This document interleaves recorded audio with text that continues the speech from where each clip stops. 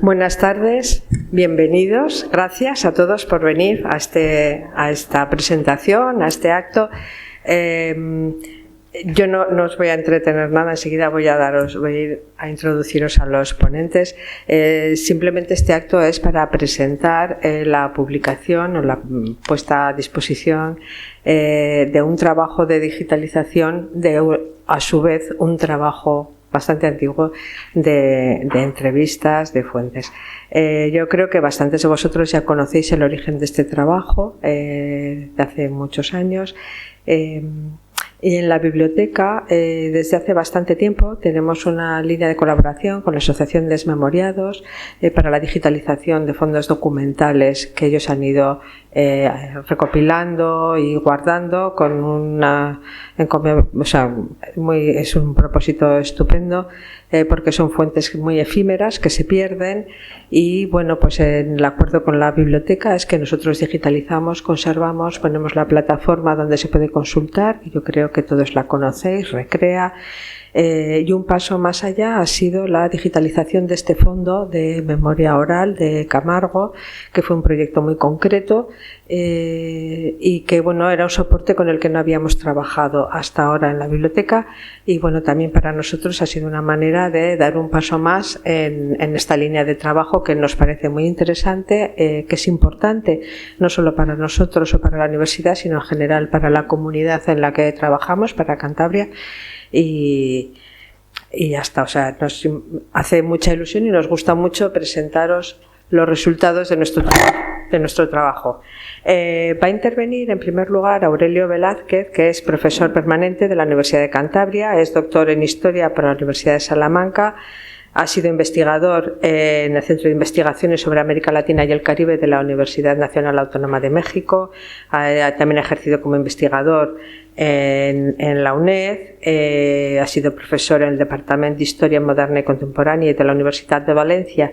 Bueno, ya ha tenido estancias cortas de investigación en distintos países, en México, Estados Unidos y Argentina, y ha participado en bastantes proyectos de investigación.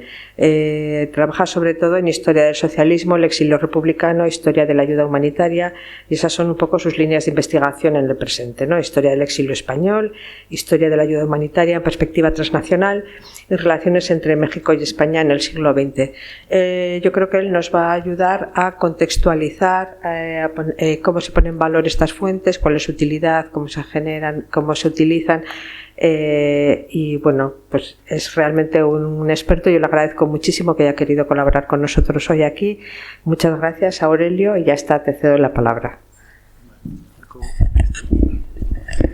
Bueno, pues muchas gracias. Bueno, quiero empezar en primer lugar a agradecer la invitación a participar en este acto, que es para mí pues un placer estar de nuevo con pues, muchos amigos y conocidos y además pues tener la ocasión de participar en la presentación de este proyecto que yo creo que es realmente interesante y que permite pues revalorizar, volver a poner en valor y a disposición de los investigadores y de la sociedad en su conjunto un fondo que creo que puede ser, que potencialmente es bastante valioso y bastante interesante para el conocimiento de nuestro pasado.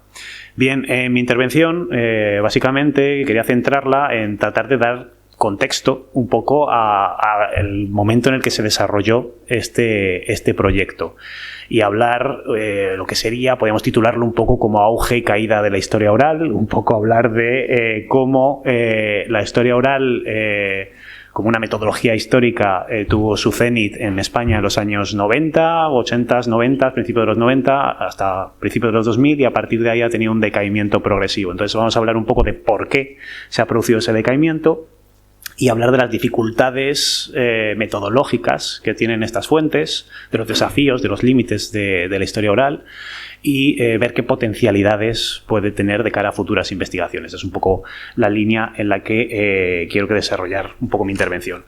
Bien, y es que pues Paul Thompson, que era pues un sociólogo y uno de los principales promotores de la historia oral en los años 60 en Estados Unidos, defendía que la historia oral, o las fuentes orales más bien, son las más antiguas y a la vez las más modernas de las fuentes históricas, porque es una tipología de fuentes que la historiografía ha utilizado desde siempre, desde Heródoto, desde la antigua Grecia. Los analistas del pasado han empleado testimonios que combinaban con otro tipo de documentos para acercarse a un conocimiento del pasado.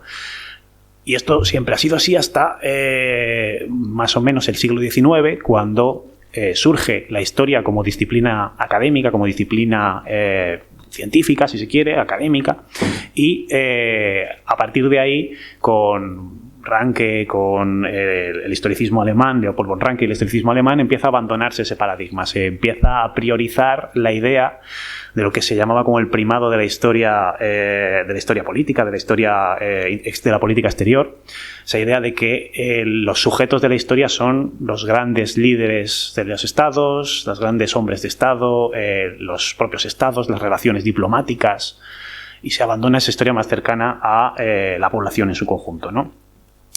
De manera que predominaría a partir de ese momento en la historiografía una línea más, una metodología empirista, positivista y una concepción de la ciencia histórica de un tipo descripcionista que, mediante el estudio erudito de fuentes documentales, pues trataba de establecer los hechos y proceder a reconstruir una imagen supuestamente real y verdadera, objetiva del pasado, que se definía en esa línea de contar el pasado o reconstruir el pasado tal y como verdaderamente fue. Por tanto, la recogida de fuentes orales pasó a estar vinculada al desarrollo de otras disciplinas como la antropología o la sociología, que también surgen a finales del siglo XIX y que sí que emplearán fuentes orales en su desarrollo. No sería hasta bien entrado el siglo XX cuando los historiadores comenzaron a volver a interesarse por las fuentes orales. En los años 40, en Estados Unidos, un sociólogo, Alan Nevis, empezó a dirigir un proyecto en el que se encarga de registrar los recuerdos de varios personajes influyentes en la vida norteamericana, y a partir de ese trabajo que hace con testimonios empieza a acuñarse el concepto de historia oral. Historia oral como pues ese trabajo, ese relato histórico académico desarrollado a través de el empleo fundamentalmente de fuentes orales. Así se fundaría el Columbia Oral History Office, que es la primera entidad académica dedicada a la historia oral, y posteriormente en los años 50 se abriría el primer archivo de fuentes orales en la Universidad de California en Berkeley. Los años 60, sin embargo, es el momento del auge de la historia oral a nivel internacional. Por varias cuestiones. En primer lugar, por las dinámicas propias dentro de la disciplina, que empieza con la escuela de Annales, empieza a desterrarse un poco la historia política y empieza a buscarse trabajar en otras fuentes más allá de los archivos y a abordar una historia más social. Y por otra parte, también un contexto internacional que nos lleva a ello. Estamos en los años 60 en el proceso de descolonización de buena parte de los países africanos, y esos nuevos estados tratan de reconstruir su pasado, buscar desarrollar su propia tradición histórica. Y en un continente tradicionalmente ágrafo como es África, en el que la transmisión cultural se hace a través de la cultura oral, esa metodología histórica basada en fuentes escritas pues no tenía cabida, con lo cual empieza a interesarse por utilizar las fuentes orales para reconstruir el pasado de estas sociedades que no tienen una cultura escrita. Y además hay un tercer factor a tener en cuenta en este desarrollo o esta explosión de la historia oral a nivel internacional, que es pues un desarrollo tecnológico. La patente que se hace en 1964 de la grabadora, el magnetófono a cassettes, que permite grabar con una máquina portátil de forma fácil y sencilla, con lo cual pues también permite expandir esa idea de ir por zonas rurales o zonas más aisladas y grabar testimonios orales. Bien, decía Alicia Altez que, sin embargo, a pesar de ese desarrollo internacional de las fuentes orales y de la historia oral a través de fuentes orales, en los países latinos, en los países del sur de Europa, la historia oral como tal no empezaría a tener relevancia hasta finales de los años 70 y sobre todo los años 80, a partir de la influencia de trabajos como los de Alessandro Portelli, Luisa Passarello en Italia y en España, sobre todo a través de la aparición del libro de Ronald Fraser sobre la Guerra Civil Española, que recogía pues unas 300 entrevistas y a partir de ahí reconstruía un relato. Bien, a partir de ese trabajo pionero de Fraser, empieza a haber contacto de investigadores españoles con estas escuelas que en el mundo anglosajón estaban empezando o llevaban ya años trabajando con historia oral. Y empieza a haber pues, distintos grupos que dentro de la Universidad Española comienzan a plantearse la necesidad de trabajar con ese tipo de fuentes. El primero de ellos será el Departamento de Historia Contemporánea de la Universidad de Barcelona, que crea un seminario de fuentes orales y que produce los primeros trabajos más pioneros, que son los de Cristina Borderías o Ana Montojo y Carme Vega, sobre cuestiones de la industrialización y de la guerra civil en Cataluña, fundamentalmente. No obstante, a partir de estos primeros núcleos, en los años 80 será cuando se produzca la eclosión de la historia oral en nuestro país. Se organizan los primeros congresos a nivel nacional, se multiplican los proyectos basados en fuentes orales, además de continuas conferencias, seminarios, cursos. Más allá de la universidad, otras instituciones como ayuntamientos, como diputaciones, como las comunidades autónomas que se estaban creando en estos momentos, pues empiezan también a promover proyectos de historia oral o de recuperación de fuentes orales. Nace en 1989 la revista Historia y Fuente Oral, que trataba de promover la reflexión metodológica desde una perspectiva interdisciplinar. Pero será los años 90 cuando llega el momento de máxima expansión de la historia oral, con varios grupos ya consolidados que centraban sus investigaciones en esta línea y una fuerte promoción por parte de también las instituciones públicas. Se realizan multitud de proyectos de recuperación de testimonios, se multiplican las publicaciones basadas en fuentes orales. De hecho, hay una auténtica marea de estudios de este tipo, estudios de muy diversa fortuna. Y en aquellos momentos tenemos que tener en cuenta que la historia oral era contemplada como una perspectiva absolutamente innovadora en España. Era capaz de ofrecer perspectivas totalmente nuevas de personas que hasta entonces habían sido consideradas como no significativas o poco relevantes para el desarrollo o para el relato histórico, incluyendo además desde un enfoque interdisciplinar en el que confluían historiadores con sociólogos, politólogos, antropólogos, lingüistas, y marcada todas estas investigaciones por un profundo carácter progresista. A través de los testimonios orales se podía convertir en sujetos activos de la historia a grupos y colectivos que hasta entonces habían sido ignorados por los historiadores, lo que posibilitaba la idea de hacer una historia desde abajo, que encajaba con las corrientes historiográficas del momento y que además era visto como una historia del pueblo, una historia popular, una historia desde abajo que se orientaba fundamentalmente a recuperar las experiencias de los sectores subalternos, las memorias silenciadas durante la guerra civil, durante la dictadura franquista, así como las trayectorias del exilio. Y es en este contexto en el que se desarrolla este proyecto de recogida de fuentes orales, que es el que nos trae aquí hoy y que se publica en esta maravillosa publicación, en este maravilloso libro que sale a luz en 1993, si no me equivoco. Sin embargo, vamos a hablar un poco de qué pasa después. Ya os hablarán del proyecto en sí. Vamos a hablar un poco de qué pasa después con la historia y con la historia oral. Desde comienzos del siglo XXI, la historiografía española comenzó un progresivo distanciamiento respecto al uso sistemático de fuentes orales, en contraste con las décadas anteriores. Este fenómeno, más que un abandono absoluto, es más bien pues, un desplazamiento hacia otras prioridades metodológicas, epistemológicas, institucionales, en un contexto además de transformación del campo historiográfico. ¿Por qué se produce ese abandono de las fuentes orales? Pues podemos señalar varias causas. En primer lugar, una causa, digamos, política y eminentemente práctica, y es que, aunque en 2007 se aprueba la ley de la memoria histórica, lo que parecía abrir pues, un nuevo ciclo de atención pública e investigadora hacia esas memorias silenciadas. Sin embargo, la llegada primero de la crisis, inmediatamente después, y los gobiernos del Partido Popular posteriormente, hicieron que marcaron un enfriamiento institucional del compromiso con las políticas de memoria, cuando no su abandono absoluto.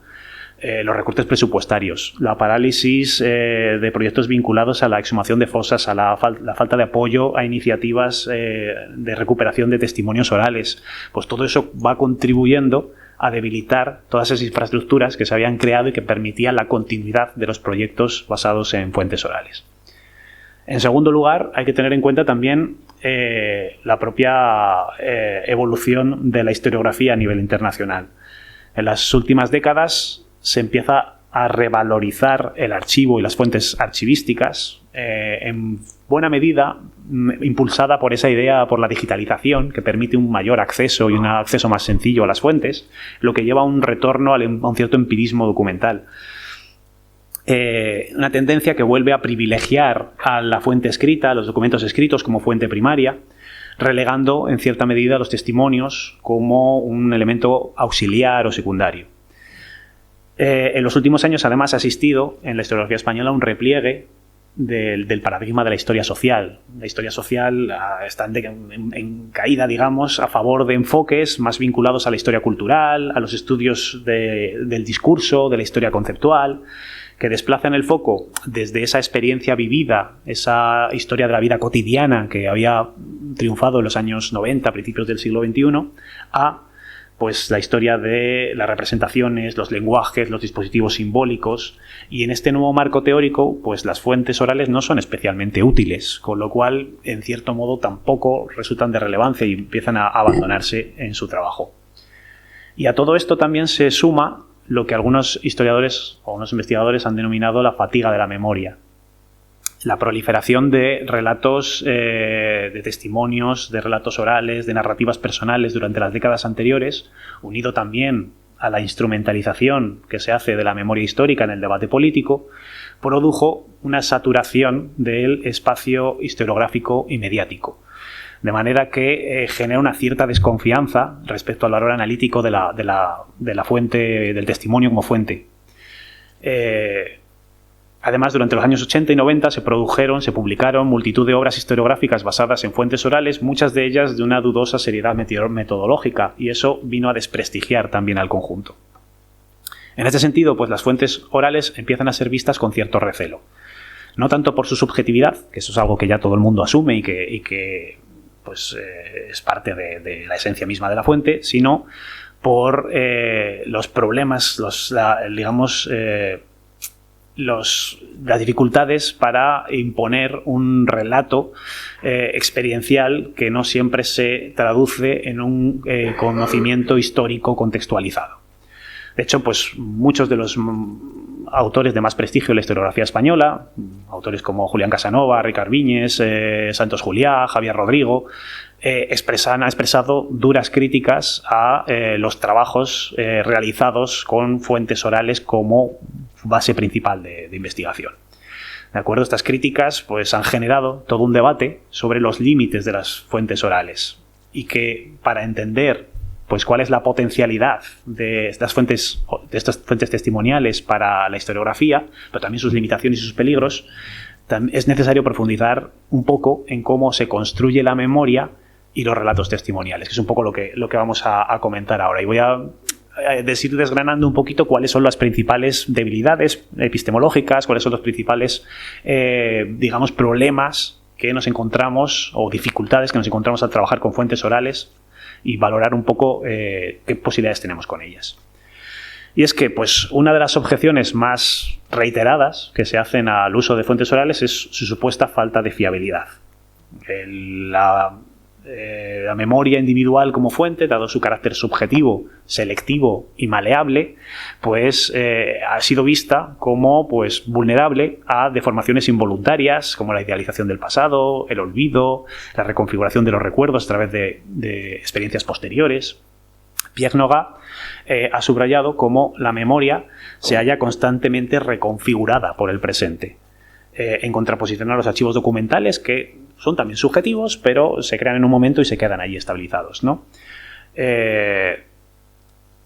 Esta dimensión pues, hace que las entrevistas orales o los testimonios orales estén sujetos a lo que se conoce como un fenómeno de contaminación retrospectiva. Es decir, el pasado se reformula en función del presente del informante. La memoria no se reproduce. Una persona no reproduce un recuerdo, sino que lo reconstruye cuando lo evoca. Y lo hace desde la subjetividad de su presente. Lo que produce sesgos emocionales, políticos, culturales. Y esta problemática ha sido pues, abordada por numerosos investigadores que han trabajado sobre historia oral, entre ellos Alessandro Portelli, que es un poco la gran referencia al hablar de la configuración de la memoria. Y él nos habla cómo y esto además lo menciona en la introducción de la publicación que se hizo de este proyecto. Se habla un poco de cómo la memoria se reconstruye en dos niveles. Por una parte, en una, digamos, línea horizontal en la que los recuerdos se almacenan en base a grupos homogéneos y que se clasifican cronológicamente también como antes y después de elementos clave, es decir, por ejemplo, la guerra civil o el fallecimiento de un progenitor. Pues tus recuerdos los organizas en antes de la guerra, después de la guerra, antes de la muerte de mi padre o después de la muerte de mi padre, ¿no? Se van clasificando de esa manera, pero además hay una clasificación vertical entre lo que Portelli denomina tres modalidades. Una modalidad política, en la que estarían pues los grandes líderes, las actividades de los grupos dirigentes, de las instituciones, de los acontecimientos, todos esos elementos que trascienden al colectivo en el que se integra la persona informante. Por otra parte, lo que llama Portelli una modalidad colectiva, que son aquellos elementos que afectan directamente a su comunidad, como bombardeos, catástrofes, huelgas. Y por último, la modalidad personal, es decir, los acontecimientos de la esfera individual, matrimonios, bodas, bautizos, nacimientos, defunciones, todo ese tipo de cosas. Y todos estos elementos, al buscar o al reproducir, o reconstruir, mejor dicho, un recuerdo, entran en juego esa dimensión horizontal y esa dimensión vertical en la que se interrelacionan. Y tratamos de clasificar nuestros recuerdos en el tiempo en función de esos niveles y en función de dónde lo ubicamos. Con lo cual se generan toda una serie de interacciones que pueden deformar o pueden alterar el recuerdo que tenemos de un determinado acontecimiento. Para Portelli, todo esto no representa ningún hándicap, no representa un problema, es todo lo contrario, es una virtud heurística, no es una limitación, es una fortuna porque nos permite abordar otros tipos de enfoques. Portelli reconoce que la entrevista oral no sirve o no representa simplemente lo que ocurrió, no nos sirve tanto para reconstruir acontecimientos como el significado que esos acontecimientos tuvieron para el narrador. Con lo cual es importante ver las preguntas que le hacemos a ese testimonio. ¿De acuerdo? En este mismo proceso de reconstrucción de las memorias hay también que mencionar la relación dialéctica que se establece entre memoria individual y memoria colectiva. Las memorias colectivas se construyen a partir de memorias individuales, pero estas memorias colectivas también transforman por influencia a las memorias individuales. Por influencia del colectivo también las memorias individuales se transforman por estas memorias colectivas, ¿no? De manera que en muchas ocasiones esa distancia que se produce entre los hechos y los relatos que tenemos, los testimonios que tenemos de ellos, no solo es por el paso del tiempo, por el envejecimiento, por la edad avanzada o por el deterioro del recuerdo, sino por esa alteración que se produce por toda esta serie de elementos externos y sociales, ¿no? Otra de las cuestiones que limita el trabajo con fuentes orales es la representatividad de los testimonios orales. Una de las críticas fundamentales que se hace es esa idea de que la historia oral se centra en experiencias marginales, en experiencias excepcionales y no en cuestiones masivas, ¿no?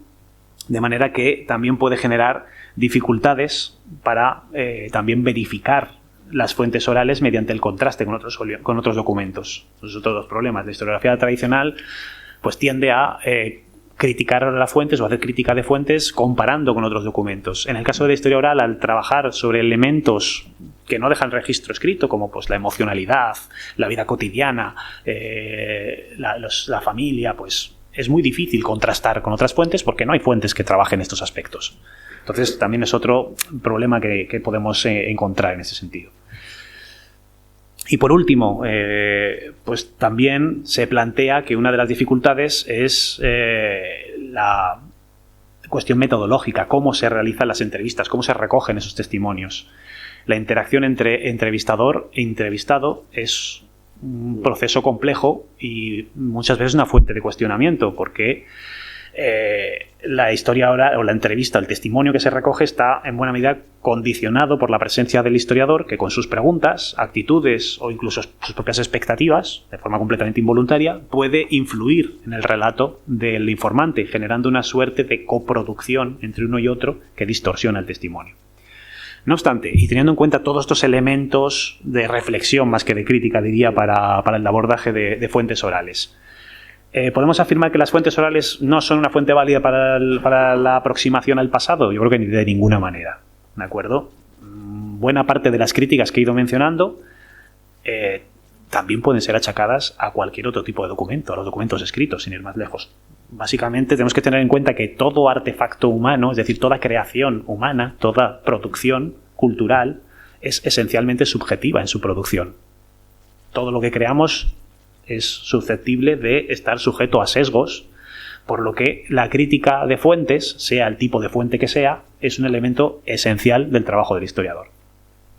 Además, si bien no podemos sostener, como se hacía a finales de los 90, esa idea de una superioridad epistemológica de la historia oral, como una historia desde abajo, como una historia más democrática, sin embargo, creo que el testimonio continúa siendo una fuente insustituible por su capacidad para recuperar la voz de aquellas personas, de aquellos actores históricos que han quedado excluidos del registro documental tradicional.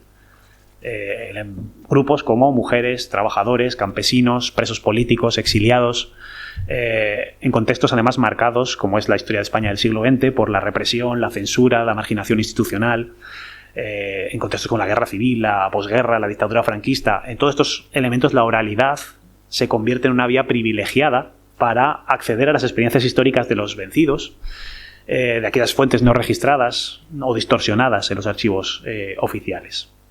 El testimonio oral ofrece, por tanto, una perspectiva que no solo aporta datos, o no fundamentalmente aporta datos, que no es su principal valor, sino que permite explorar el sentido que los individuos atribuyen a su experiencia histórica, así como los mecanismos de interpretación, de recuerdo, de transmisión. Lejos de ser una fuente meramente factual, la oralidad permite al historiador indagar en las emociones, en las perspectivas, en las percepciones, en las identidades, en las formas de subjetivación histórica. El recurso a las fuentes orales se vuelve en muchos casos indispensable para estudiar los procesos más recientes, de los que no tenemos otro tipo de fuentes. En investigaciones sobre la transición a la democracia, los movimientos sociales, las transformaciones del mundo rural, las memorias de la emigración, la entrevista ha sido un elemento esencial, central para la reconstrucción del pasado inmediato. Y además, como historiador, es una ocasión única. Tener la capacidad, es un privilegio tener la capacidad de interrogar directamente a tu sujeto de estudio. Eso es una cosa que muchos no hemos podido hacer nunca y que es maravillosa. Bueno, lejos de ser una técnica marginal o anecdótica, la fuente oral ha demostrado su capacidad para enriquecer, para complejizar y para democratizar la investigación histórica. Aporta no solo contenidos nuevos, sino también formas distintas de aproximarse al pasado, abriendo el espacio del archivo a memorias desplazadas, a voces silenciadas, a experiencias subalternas. En la medida en que se practique con rigor metodológico, que esto es un poco lo que más quiero insistir, en esa idea de que es necesario tener un rigor metodológico muy importante para trabajar con estas fuentes, también con una sensibilidad ética y conciencia crítica, la historia oral sigue siendo pues, una herramienta insustituible para repensar el pasado y su resonancia en el presente. Por tanto, pues la apertura, digitalización y puesta a disposición del público de un fondo de fuentes orales tan rico como es el que presentamos aquí hoy, representa, yo creo, una oportunidad excelente para que no solo la sociedad en su conjunto, sino sobre todo los investigadores se acerquen a estas fuentes que ya fueron trabajadas en su día, con bastante fortuna, creo yo, en esa publicación, pero que se puedan acercar de nuevo para trabajarla con otros ojos, con otras preguntas, con preguntas distintas, con nuevas metodologías y que con rigor permita seguir aprendiendo y profundizando en el conocimiento de nuestro pasado más reciente. Muchas gracias.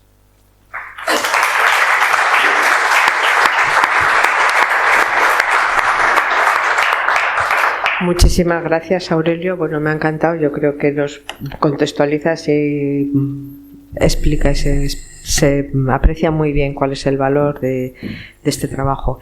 Va a intervenir ahora Valentín Andrés, que él dice que es una persona anónima, cosa que es completamente falsa. Es licenciado en Historia, es una de las personas que participó en el proyecto original en el que se basa todo este fondo y esta publicación.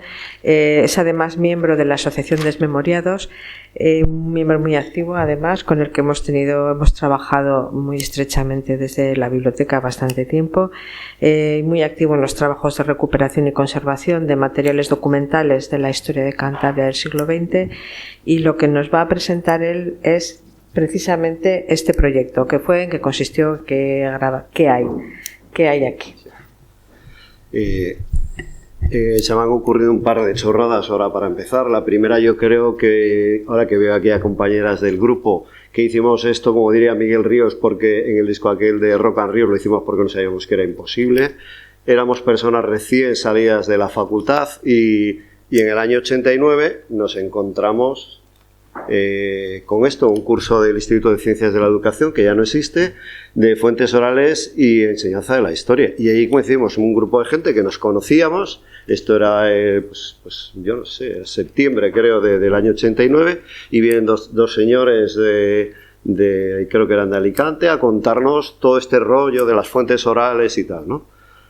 Curiosamente, no sé cómo esto pasó, pero la cosa es que terminamos embarcados en un proyecto, ¿no? Y para nosotros hablar de Ávila es un poco la esencia. En aquel momento en Ávila se celebraba cada 2 años unas jornadas de fuentes orales, y la primera a la que nos toca ir, que es la segunda, resulta que es un montaje prácticamente metodológico. Bueno, pues vamos allá a Ávila, estamos, y ahí se consolida lo que es el seminario Fuentes Orales del ICE, del Instituto de Ciencias de la Educación de la Universidad de Cantabria, que para ponerlo en un pie de foto, vamos, es que no te sale, ¿no?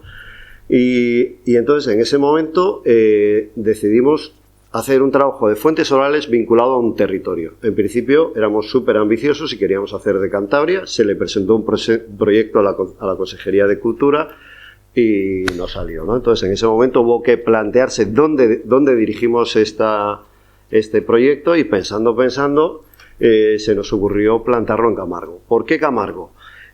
Básicamente porque pensamos que era un municipio muy complejo y porque estaba allí Ángel Duque, que sabemos que tenía vinculación con el que había sido director del ICE, con Francisco Susinos, y yo le conocía pues que era, pues eso, sus hijos habían sido compañeros, y la verdad que nos facilitó un poco lo que fue la financiación de este estudio, ¿no?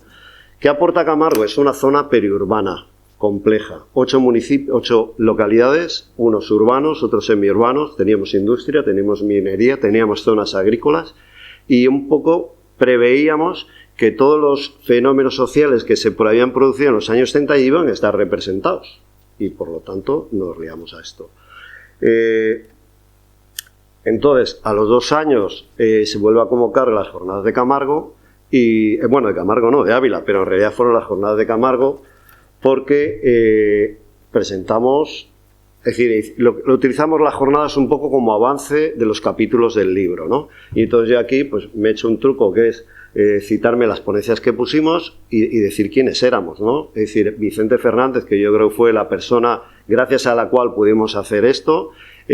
Ahora no me cuesta decir que fue el coordinador del grupo. Si lo hubiera dicho en aquel momento, soy el coordinador de esto, probablemente lo hubiéramos pelado, pero es cierto que Vicente, con su experiencia y su capacidad, fue un poco el que nos hizo sacar este proyecto a flote, ¿no? Y él, básicamente, en los capítulos se centró en las partes metodológicas, ¿no? Luego estaba el mundo de trabajo, que ahí estaba Ignacio Alonso del Val, y estuve yo con él. Luego estuvo la represión del Valle de Camargo, y que luego se convirtió en toda la parte política, que estaba Conchi, María Concepción González Gutiérrez y Carlos Gutiérrez, y Juegos, Ocio y Espacio de Solidaridad, donde estaba María Jesús González, Chus, y Santos Volado, Santi. Es que esto es un rollo, porque aquí hay mucha relación personal, y además esto me introduce una contradicción en el testimonio, porque por un lado está toda la parte personal, porque lo vimos muy, muy cercano, y bueno, y luego estaba alimentación y sociedad, que lo hicieron María Isabel Díez Gil y Dolores García, ¿no? Bueno, pues fuimos Cornago, como decía uno de allí, tomamos porque imaginaros, había 4 o 5 mesas, y en todas las mesas se hablaba de Camargo, ¿no? Y allí, bueno, espera un poquitín, aquí en la foto que hay abajo, la que está aquí a la que está ya a la parte ya, es Carmen García Nieto, que es una de las precursoras, que me hubiera gustado que la hubieras citado, que estaba en el seminario Fuentes Orales de la Universidad, de estos amores que surgen, y dice, mira, estos chicos son muy majos, y de hecho fue la que nos prologó el libro, ¿no? ¿Qué es la hipótesis que nosotros teníamos en la cabeza, no? Pues vamos, todos no habíamos llegado ninguno a los 30 años. Bueno, Vicente y Carlos Espinosa sí, pero los demás éramos chavalitos y bastante pipiolos, ¿no? Pero allí, en todo este proceso, nosotros llegamos a la conclusión de que la memoria individual se teje dentro de la memoria compartida por una colectividad, ¿no? Esta memoria compartida se teje en torno a lugares comunes, que evocan recuerdos personales, y estos lugares comunes son capaces, aportan fundamentalmente dos cosas, ¿no? Por un lado, tiene una capacidad de conservar tu recuerdo personal y de evocación. Si decimos el estallido de la guerra civil, pues me estoy recordando de un testimonio que decía: acabamos de ganar la Copa de Cantabria y llegamos ahí y nos enteramos. Coincidía con las fiestas del Carmen, que ya sabéis lo que significa la fiesta del Carmen en Camargo, ¿no? Y luego, por otro lado, ofrece una cronología a los testimonios, ¿no? El bombardeos, el hambre, todo este tipo de cuestiones permite organizar testimonios, ¿no? Y por lo tanto, si éramos capaces de identificar estos lugares comunes, íbamos a ser capaces, tejiendo con todos los testimonios, de elaborar lo que sería un poco esta memoria colectiva de la comunidad, ¿no? Y es un poco lo de que varias veces sale en el libro, y lo dice Vicente varias veces, es hacer la historia, pero la historia de todos y con todos, ¿no? Claro, como bien ha dicho, y me alegra que lo hayas planteado, la subjetividad del testimonio está ahí, pero es quizá también su validez, ¿no? Es sumamente frágil porque puede estar manipulado por la propia memoria, por las memorias oficiales. Cuando estamos hablando de memoria oficial, estamos hablando de los grupos a los que pertenecemos. Sí, está la de los medios de comunicación, la del Estado, la de nuestras propias ideologías y religiones, si somos de la Iglesia Católica, si somos del partido cual, o afinidades, o sindicatos, o comunidades sociales, ¿no? Y luego, porque la entrevista se crea en ese momento. Hay dos personas donde se produce un proceso de seducción, ¿no? Entonces, ahí se crea el testimonio, en ese momento. Y tú introduces cosas y él está intentando responder a tus expectativas. Y eso hay que tenerlo en cuenta, ¿no? Claro, para nosotros, ¿qué era importante? Había que seleccionar las entrevistas, o había que conseguir una muestra importante de entrevistas, y luego tener en cuenta lo que sería el criticar estas fuentes, ¿no? ¿Qué es lo que hicimos? Bueno, hay una técnica muy científica en esto que se llama bola de nieve, ¿no? Esto suena así a chiste, pero unos te van llevando a otros, y de hecho fue la que mejor nos funcionó, porque cuando, por ejemplo, nos dirigimos al instituto buscando abuelos, nos dio unos escasos resultados, ¿no? Y ahí un poco, una de las primeras entradas fue mi relación familiar en el Valle, a través de mi padre, mi abuelo, y a partir de ahí te va llegando y te abre puertas, ¿no? En fuentes orales, llamar a puerta vacía: señor, le quiero entrevistar. Tienes dos posibilidades. Una, te diga usted quién eres, y quien te abre la puerta, échate a temblar bueno, es decir, esto es importante, ¿no? Y luego nosotros aquí teníamos que cruzar varias cosas. Necesitamos variedad ideológica, teníamos que cubrir los 8 pueblos, componentes sociológicos diferentes. Y luego, además, todo este trabajo había que cruzarlo pues con otras fuentes para ver la validez de los testimonios, lo que aportaban los testimonios a lo escrito y al revés. Bueno, la construcción de un testimonio es así. Cada uno tenemos nuestros recuerdos, están ahí almacenados. Si tenemos suerte, cuando vamos a hacer la entrevista, es la primera vez que esta persona, y que eran los más valiosos, por primera vez le cuenta a alguien, hace una reconstrucción de este pasado. Estamos en los años 90, tenemos que decir que esto de hablar de la guerra, lo máximo que te contaban tus padres era aquello del hambre, ¿no? Por lo tanto, tuvimos mucha suerte en que muchas veces, por primera vez, un señor a alguien, con una grabadora, que tú has hablado del casé, que nosotros lo matamos, vamos, porque aquello metía un ruido que era ensordecedor, y de hecho, imagino que Jesús, cuando ya tenía que limpiar el ruido del casé, era terrible, con una grabadora chiquitinas, porque no teníamos ni micro que se enchufaba, le metíamos ahí delante, y era la primera vez que aquel señor, alguien le prestaba atención y le decía: señor, usted va a ser una fuente para la historia, ¿no? Con lo cual, esas personas que de repente empiezan a construir en ese momento el relato, tiene un valor importante, porque cuando te vienen a preguntar la segunda vez, o te vienen a preguntar una tercera vez, tú ya tienes el discurso hecho. Es decir, nosotros estuvimos ahí en Desmemorias, que entrevistamos a un señor de 100 años, a Vicente Movillán, y era curioso cómo la parte épica de su vida, que había contado 1000 veces, te la contaba al pie del DJ, y cuando entrabas en temas personales, es que había auténticas lagunas. Por ejemplo, hay un momento que le preguntamos: ¿cómo usted pasó a Francia? No lo sabía, porque esa parte no era lo que la había. Entonces, aquí, espera, ya se me ha ido esto para acá. Vale, entonces ahí se produce la entrevista, y a partir que tú haces el análisis de la subjetividad, es cuando esto ya se se empieza a considerar una fuente para la historia.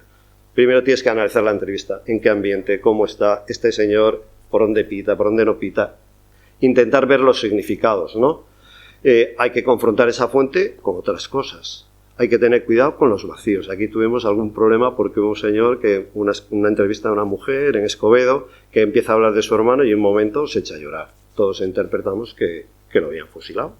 Claro, cuando fuimos a presentar el trabajo años después a Escobedo nos dijeron, no, majos, este no salió por pies y claro, pues hay un gazapo en el libro, ¿no? Entonces, los silencios también son importantes. Luego, por otro lado, hay que identificar los lugares comunes, como hemos dicho, y determinar qué función cumple ese testimonio, tanto política como ideológicamente. Hay un tipo de personajes que estuvieron muy de moda en los 80, que son los renegados, ¿no? Los militantes de toda la vida que en un momento dado se reconvierten y, curiosamente, detrás sale un libro, ¿no? Y entonces reinterpreta su vida desde el punto donde está condenando todo lo que defendía antes, ¿no? Entonces, identificar qué significado tiene esto para la persona nos ayuda a poder situar esto. Y luego, pues bueno, hay una cuestión cultural, cánones estéticos, la forma de relacionarse cada uno con el pasado, los símbolos que todo esto representa, ¿no? Quien se encargó de esta parte fue Vicente, y bueno, tú más o menos lo has planteado, pero Vicente lo escribió ahí en el año 93, ¿no? Dices que en todo relato hay dos elementos, unos horizontales y otros verticales, que organizan nuestros recuerdos, ¿no?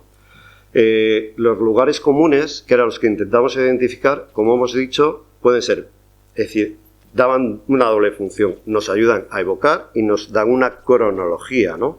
La flecha que viene de arriba abajo y de abajo arriba, habría que ponerla también, sería la flecha de nuestro propio periplo vital que en ese momento estamos vertiendo, ¿no? Y eso tiene un segundo organizador, es qué relación tengo yo con mi pasado y con lo que estoy contando.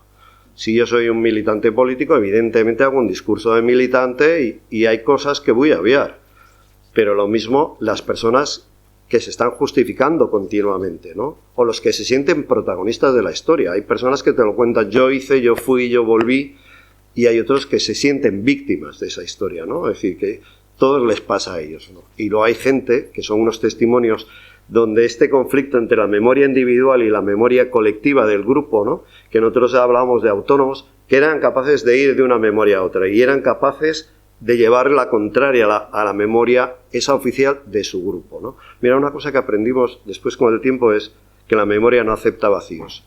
Y cuando tenemos un vacío en la memoria, se llena con la memoria oficial, ¿no? Y eso es importante poderlo tener identificado. Y entonces, aquí, como esta mañana en la radio empezamos a hablar y alguien preguntó, ¿y qué cosas aporta Camargo? Digo, bueno, voy a sacar elementos que sí identificaban en aquel momento. Por ejemplo, el inicio de la Guerra Civil, todo el mundo sabía dónde estaba. Como veo que todos tenemos una edad, seguramente que todos nos acordamos que estamos el día que se hundieron las Torres Gemelas. Todos, pum, hemos conectado ahí, y eso nos permite organizar la vida. Los bombardeos, las elecciones, las fiestas. Lugares, el campo de fútbol, o la bolera, los salones de baile, súper importante, negocio y sociabilidad, vamos, estaban los cuarteles, las sedes, los partidos, depende a quién. Y luego personas y personajes, ¿no? Singulares, alcaldes, curas, o personas que para la comunidad son fundamentales. Bueno, el libro. Acabamos en el año 93, ¿no? Es decir, yo cuando leyendo la noticia me daba un poco así, dice, entrevistan a los ancianos del pueblo. Digo, vale, vamos, menos sesgo. Y el libro se presenta en el año 94, que está por ahí Maruli, al cual les saludo desde aquí, porque a pesar de la polémica que actualmente tenemos sobre la memoria colectiva, fue el hombre que presentó el primer libro sobre memoria colectiva en Cantabria, y la verdad que a unos pardillos como nosotros nos lo presentara él, un señor profesor de historia de los de verdad, la verdad que desde entonces le tenemos ahí cariño, algunos desde antes que fueron alumnos suyos, ¿no? Y luego una segunda edición en el año 2003. En el libro, que no sé si estará descatalogado ya, tiene un efecto curioso, porque el propio ayuntamiento, cuando le edita, le da la edición a la Universidad de Cantabria. No, creo que no se han dado cuenta, pero ellos sabrán. Voy a intentar leer esto, leo muy mal, pero me parecía que, siendo María del Carmen García Nieto París una de las popes de la historia, y que osó prologar este libro, pero creo que un poco de alguna manera sí nos reflejó a lo que éramos en aquel momento, ¿no? Y qué es lo que hacíamos. Dice, es la historia que, utilizando para su comprensión y análisis la voz y la palabra de quienes han sido sujetos activos del quehacer histórico, no han tenido y no tienen muchas veces acceso al discurso histórico. Es la obra de unos amigos y compañeros, esto sí que es verdad, con quienes comparto proyectos, preocupaciones teóricas y metodológicas en la tarea común de hacer historia. Son un grupo de hombres y mujeres jóvenes, y tanto que éramos jóvenes, que bajo el impulso de Vicente Fernández Benítez, y yo que conste que esta frase a mí entonces me molestó, pero es verdad, han realizado la investigación y la han plasmado en este libro en el marco de una institución académica, el ICE de la Universidad de Cantabria, y con el apoyo del Ayuntamiento de Camargo. Hombres y mujeres jóvenes, trabajadores de la enseñanza y de la administración, que han sido capaces de integrar en un equipo de trabajo y recuperar la memoria colectiva de una comunidad en unos momentos de cambio y de ruptura. Eso fueron los años 30 y 40 en nuestro país. Es un equipo con un planteamiento común y un reparto de trabajo que culmina en una obra de todos. Pues la verdad que, conociéndonos un poco de perfil, sí habiéndose leído el libro, yo no sé, me miro a mis compañeros que están aquí, yo creo que nos refleja bastante bien, ¿no? Bueno, pero es que aquí no acaba el periplo de todo esto. Porque una de las intenciones del libro es que, con todos los testimonios, que hemos generado un patrimonio, que yo creo que es una de las ideas fundamentales de esto es patrimonio. Estas entrevistas no se pueden volver a hacer. Nadie puede volver, bueno, no, porque yo creo que el que queda vivo es Duque y ya ha pasado los 80 de hace largo. Intentamos varias veces entregarle el patrimonio al ayuntamiento para que lo digitalizara y no lo hemos conseguido, ¿no? Entonces, ¿qué es lo que hay aquí? Hay unas 55 entrevistas, 93 cintas de casete, que vosotros sabéis lo que es, unos 38 hombres entrevistados, 21 mujeres, y el 61%, 67% de todos estos son nacidos entre el año 10 y el año 29, ¿vale? Y esto ha cogido polvo en mi casa hasta que hemos conseguido que la universidad los digitalizara. Vale. En este transcurso que ha sufrido todo esto y en todos los intentos, hay una cosa importante, que es la aparición de Desmemoriados, ¿no? En la cual varios miembros del grupo nos integramos en el año 2014 y asumimos esto como parte del legado, ¿no? Y el convenio con la universidad, que lo digitalizó en el año 2024. ¿Pero qué es Desmemoriados? Bueno, pues Desmemoriados es un proyecto para recuperar de las voces del pasado. Queda muy bonito. Básicamente es un trabajo de recuperación dentro de la historia social y centrándonos en los movimientos sociales y políticos, no tanto de los líderes, sino con este planteamiento que ahora la historiografía no quiere trabajar. Y, bueno, no, sí, algunos, ¿vale? Y entonces llevamos ya 10 años, que la verdad que decirlo así nos hace mayores, y un poco, ahora mismo tenemos entrevistas propias, unas 100 entrevistas grabadas, no sé cuántos miles de documentos que estamos pasando a la universidad poco a poco, y que gracias al convenio que firmamos en su momento con la universidad empiezan a estar publicados, ¿no? El trabajo, el esquema de Desmemoriados es muy sencillo, es recuperar, documentar, conservar, difundir, formarnos, y en esta rueda estamos continuamente. Bueno, tenemos una página web que, si la queréis ver, ahí un poco el trabajo que tenemos se va expresando, y bueno, publicamos un documento del mes como si fuéramos un museo todos los meses en el diario.es y en nuestras redes, ¿no? Un poco rescatando sobre todo los documentos aquellos temas que están relacionados con lo que trabajamos, ¿no? Y un poco para dar paso a lo que viene ahora, a Jesús, tras el convenio con la universidad, que yo creo que fue enriquecedor por las dos partes, nosotros tuvimos una experiencia de asumir un repositorio propio. ¿Cuál es el problema? Que una vez que se le apaga la luz, pierdes todo. Nos prestaban un host, un depósito para ello, cambió el depósito a otra tecnología y se perdió toda la documentación, con lo cual a partir de ahí decidimos necesitamos una institución que se haga cargo de esto, porque nosotros en algún momento vamos a desaparecer, pero lo importante, al igual que con las cintas de Camargo, es que se conserve. Y lo digital tiene peor suerte que las cintas, porque las cintas grabadas en los años 90 han sido digitalizadas en 2024 y todavía se oyen. Todavía se oyen, que es curioso, ¿no? Entonces, en la página de la universidad UCR Crea tenemos un apartado de Desmemoriados, donde están estas colecciones y donde se puede consultar el material que hemos ido conservando. Y aquí todo para ti.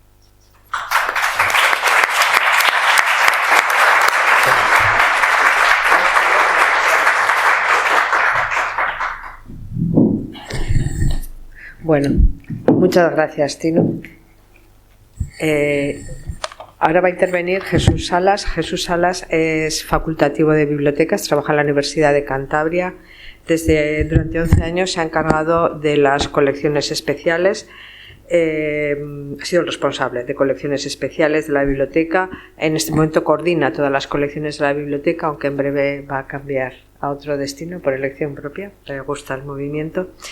Tiene una gran experiencia con archivos personales, archivos de empresa y archivos corporativos. Ha tratado con figuras destacadas del siglo XX, pues como González Echaray, por ejemplo, y otras tantas. Y su trabajo se ha centrado en la difusión de proyectos de humanidades digitales, comisariado de exposiciones físicas y virtuales y comunicación, destacando sobre todo también otro proyecto muy interesante, que es el buscador de pasajeros de los fondos de la naviera Pérez y Cía y el portal de la inmigración que hemos creado y demás, que ha sido un poco responsabilidad de él. Jesús nos va a explicar qué es lo que se ha hecho técnicamente y profesionalmente con estas cintas de casete que estaban cogiendo polvo en un armario de Tino. Cómo se han tratado, cómo se han puesto a disposición, cómo se pueden o no consultar, qué pasa con ellas y demás. Todo tuyo, Jesús. Pues muchas gracias, María Jesús. Aunque se parezca la parte más árida, voy a intentar explicar un poco cuál es todo el proceso que va a dar lugar a la parte de Recrea, a la visualización web de todos estos audios que se van a poder consultar. Como bien ha apuntado Tino, todo esto nace del convenio de 2018 de colaboración entre Desmemoriados y de la Universidad de Cantabria, por el cual la Universidad de Cantabria lo que se compromete es aportar las herramientas tecnológicas para la digitalización, preservación y difusión de los materiales que conserva Desmemoriados. Hay que apuntar que Desmemoriados no tiene una colección, o el 99% no es una colección física, sino que habla con personas, le donan temporalmente los materiales, los digitaliza y los conserva. Es por lo tanto un archivo digital. Y en ese aspecto, la preservación digital y las herramientas digitales que puede aportar la Universidad de Cantabria son claves para poder preservarlo y difundir el patrimonio. ¿Cómo se sustancia estas tres patas? Bueno, la digitalización con los equipos, los escáneres que dispone la universidad, tanto escáneres de sobremesa como de gran formato, etcétera, que permiten digitalizar cualquier tipo de materiales o documentos que ponen dentro de su colección. Hay que tener en cuenta que tiene desde chapas, pines, pegatinas, documentos, correspondencia. Bueno, es variadísima la tipología de documentación que maneja Desmemoriados. Nosotros, por lo tanto, lo que aportamos es nuestros equipos de digitalización. El siguiente paso de estos objetos digitales es la preservación. La preservación se hace a través de un repositorio de objetos digitales, que es un repositorio cerrado, no hay acceso público a él, pero en el que tenemos un apartado especial para Desmemoriados. Y bueno, ahí sí hemos abierto algún ítem, porque lo que realizamos con la preservación no es solo asegurarnos de que se conserva una copia del objeto digital, almacenándolos pues no en un host que puede tener una caducidad, sino almacenándolos en la nube y de una forma distribuida, sino que también lo que se hace es que se describe. Se complementa con una serie de metadatos de descripción desde el origen del archivo, del autor, etcétera, que permitan que si en algún momento se descontextualiza el resto de elementos del objeto digital, quede bien documentada cuál es su origen y cuál es su función. Esto, por lo tanto, sería la segunda pata en la que estamos preservando ya el material digital, y de esta forma ya podemos también ponerlo a disposición de los investigadores que hacen las consultas en la biblioteca, ¿no? Sin embargo, la tercera pata, que es la que más se ve y la que rinde a veces más frutos y es la que nos trae hoy aquí, es la de la difusión. Estas colecciones digitales, la universidad, tanto las colecciones de Desmemoriados como sus colecciones especiales, las presenta a través del portal de Recrea. Es un portal en el que aparecen, como digo, todos los fondos que tenemos de las colecciones especiales de la biblioteca, a los que yo animo a todo el mundo a visitar, porque bueno, se pueden visualizar a través de exposiciones, a través de mapas en los que aparecen las diferentes localizaciones de los ítems digitales que tenemos. Y dentro de este también tenemos el portal de la migración, que hablaba antes María Jesús, que es interesante, en donde está el buscador de pasajeros. Y dentro de esta estructura de Recrea, lo que tenemos es un apartado de desmemoriados, en el cual se vuelcan pues, algunas de las colecciones que ellos tienen. Yo animaría, repito, a explorarlo. Es una colección además muy visual, aunque tiene también obviamente un valor historiográfico importante, pero son colecciones muy visuales y bueno, siempre son interesantes.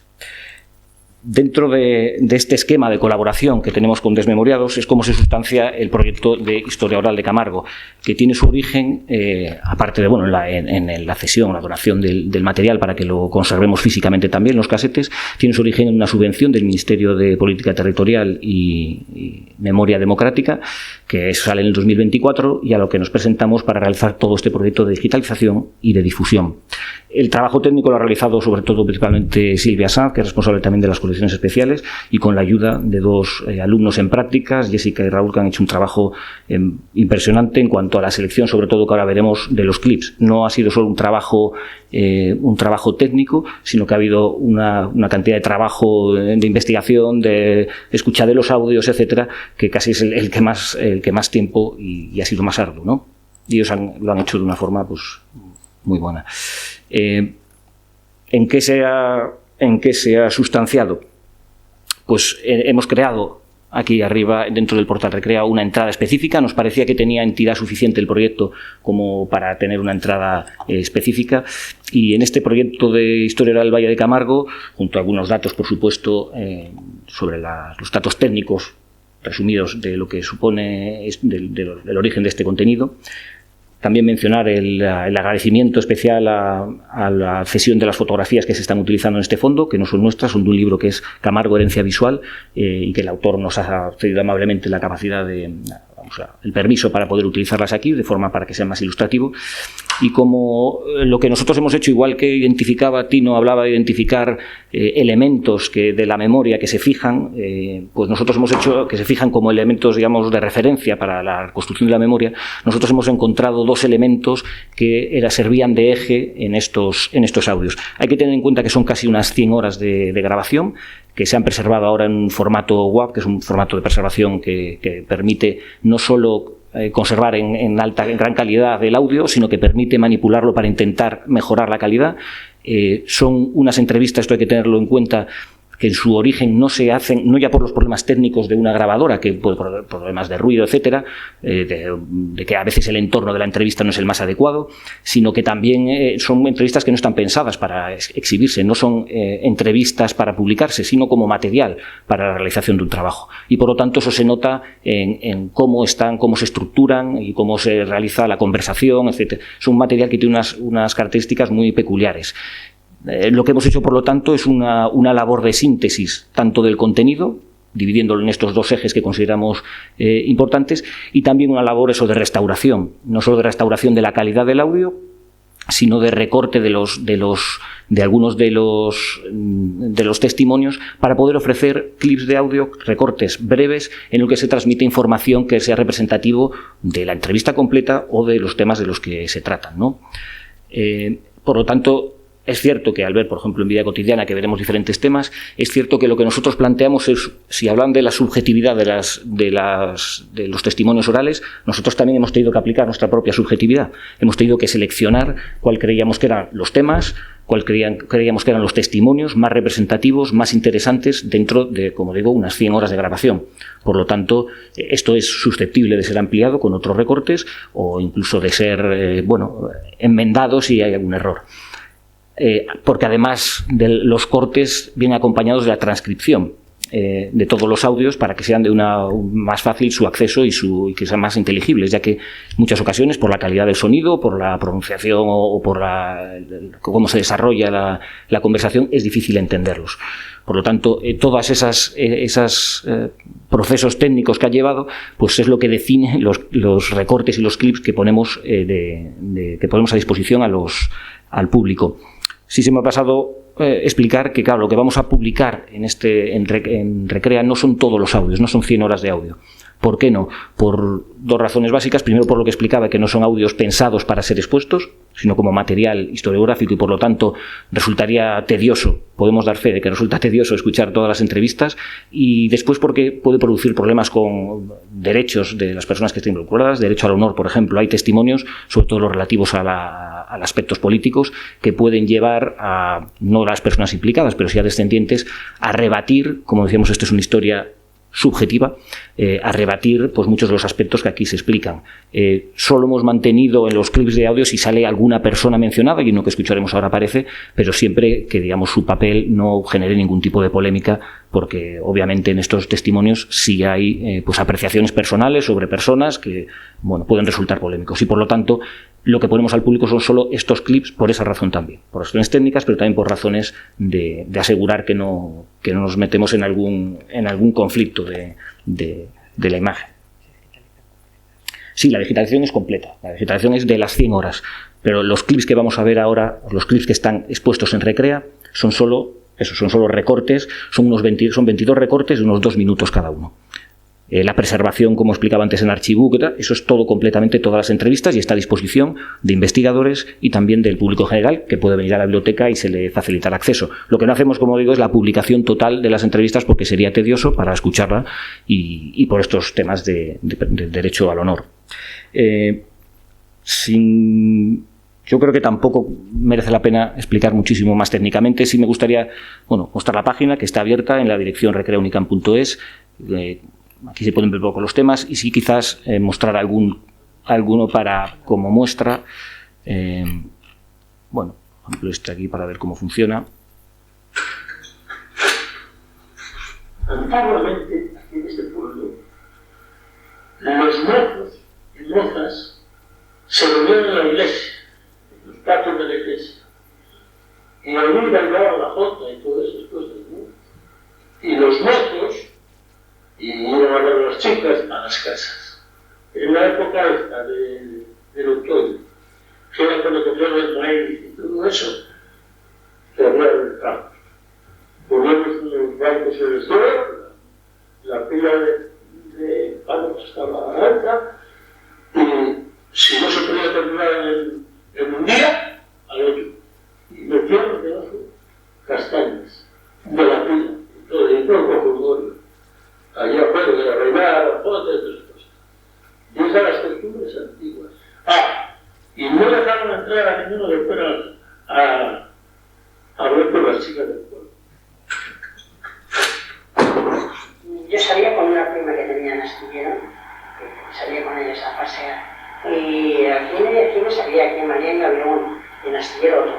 Pero resulta de que yo no me dejaban ni mis papás, ni ir al baile ni ir al cine, porque se salía muy tarde. Porque yo tenía unas amigas y salía con ellas. Salíamos a las 4, íbamos a Rosario. Después de Rosario salíamos a pasear. Y claro, las amigas las dejaban en sus casas. La función del cine había una a las 4:30. A las 7:30 era otra. Y esa iban mis amigas, pero yo me tenía que subir para casa porque a mí mis papás no me dejaban ni ir al baile ni ir al cine a esas horas, porque era muy tarde. Íbamos al baile de Contejos, un baile que había en Contejos, había que pasar una lancha de Astillero hasta Contejos, y se pagaba una pelota. 10 centavos. Ahí sí lo dejaban ya. No lo sabían. No lo sabían. Pero iban las amigas, yo no me iba a quedar en casa. Y solo a verlas cómo se marchaban. Entonces yo pasaba la barca, iba para allá, y alguna de ellas, pues a base de tanto ir, me cobraba. Estos testimonios en general de vida cotidiana, pues tienen aspectos, yo animo a verlos. Hemos seleccionado el trabajo en las fábricas, doméstico, en las minas, la alimentación, las enfermedades, algo del extraperlo. Yo creo que son interesantes y se pueden encontrar conexiones. Como bien decían, el Valle de Camargo tiene una multiplicidad de entornos, desde mineros, industriales, agrícolas, rural, urbano, con lo cual la selección, a veces puede no representar obviamente todos los aspectos que aparecían en Camargo, pero yo creo que se ha hecho un esfuerzo por tenerlos todos representados. Aparte de la vida cotidiana, están los audios de política, que están estructurados más en un orden cronológico, aunque algunos no respondan exactamente, pero bueno, se habla desde las huelgas, desde la llegada de la República, de la represión republicana, la represión nacional, la caída de Santander, por ejemplo. Cuando entraron los nacionales y hermanos, pues bueno, yo no lo fue el mío. Había un chico ahí cerca de esta casa, a ese le cogieron, me miraron. Cuando le juzgaron, no se la pertenece. Porque era del pueblo y el señor que iban a juzgar, pues mucha gente del pueblo había ido juicio. Y cuando le juzgaron, usted se vistió de derecha, el chico dijo, yo soy de izquierda. Pero por eso no hago daño a nadie. Yo respeto la opinión de todo el mundo. Y claro, pues para hacer el juicio, pedían informes del pueblo. Y estaba el informe de voluntarios de cura. Y me dieron un informe. Y cuando me dieron, dice, el sacerdote de Isaías Navarro, sacerdote de Río de Navarro, en el informe en masa, dice que para él fue buena persona. Pero el libro de la muerte, cuando le da sangre no lo buscaba. Y luego le respondió, y dice, y desde luego, no tiene sus hijos bautizados. Pero por eso, yo no le culpo de nada. Es su idea de así, y más adelante, lo hace hoy un hijo algún día, y si quiere casar con los hijos, también se puede bautizar. ¿Y qué le pasó? ¿Le Pues mandaron? la persona de muerte, me siguieron la bautizaron. A él, la bautizaron de mala realidad. A ver, fue inesperado. Este es un ejemplo de un testimonio relacionado con la política, en este caso con la guerra civil, en el que pues siempre son más dolorosos, hay algunos incluso pues más emotivos, y aquí el ejemplo también de cómo, aunque aquí se menciona una persona en concreto, digamos que su papel pues no genera dudas y por eso pues se ha permitido, y yo creo que servía para ilustrar además el testimonio, ¿no?, de esta persona. Yo creo que, no sé si pone alguno más, o yo creo que quizás mejor cada uno que después los disfrute con tranquilidad, visitando Recrea, y pues yo creo que con esto